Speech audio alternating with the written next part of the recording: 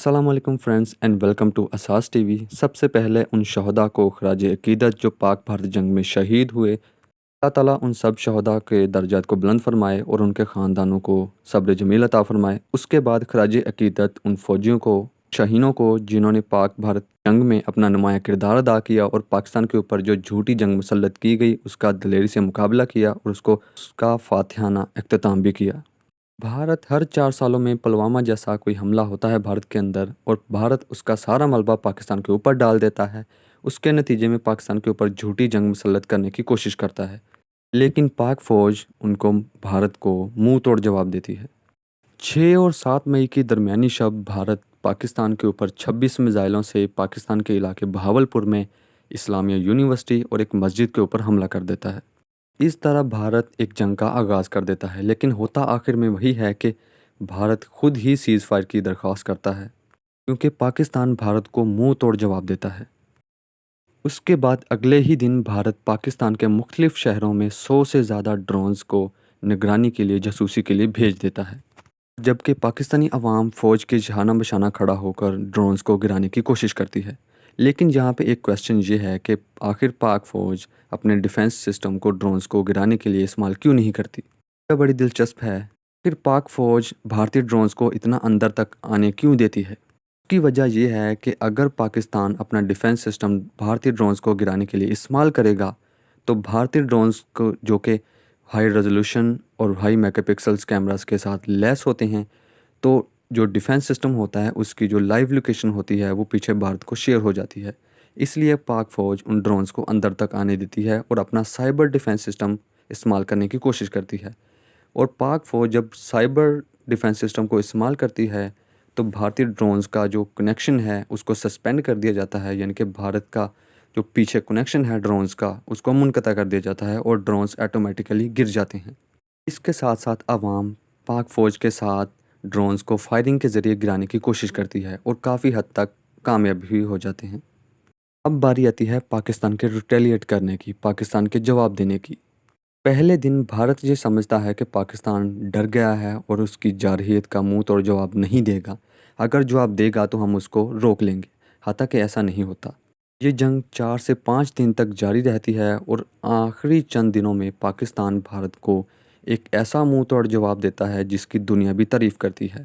بھارتی media, news channels اس جنگ کو آگ لگانے کی مزید کوشش کرتے ہیں، کیونکہ ان کا مقصد صرف اور صرف ایک ہے، وہ ہے اپنی عوام کو یہ دکھانا کہ بھارتی فوج پاکستان میں گھسنے میں کامیاب ہو چکی ہے، حتیٰ کہ یہ بالکل جھوٹ ہے۔ برٹش ٹیلی گراف کے مطابق پاکستانی ایئر فورس دنیا کی نمبر 1 ایئر فورس ہے۔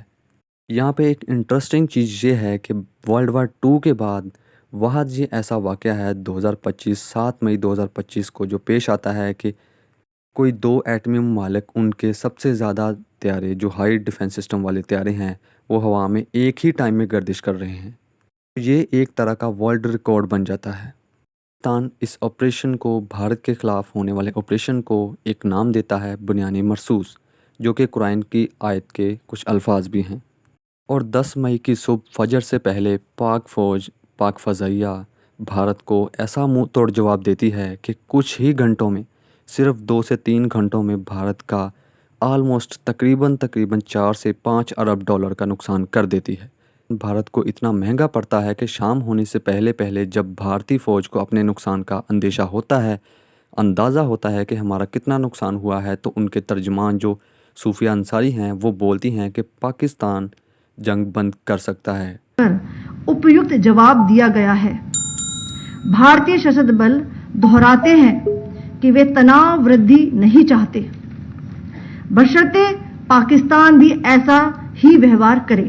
بھارت یہ چاہتا ہے کہ جنگ بندی ہو جائے، لیکن شرط یہ ہے کہ پاکستان بھی جنگ بندی کرے، لیکن بعد میں بھارت اس کی چھوٹی سی خلاف ورزی ضرور کرتا ہے۔ یہ تو ہر بار ہوتا ہے۔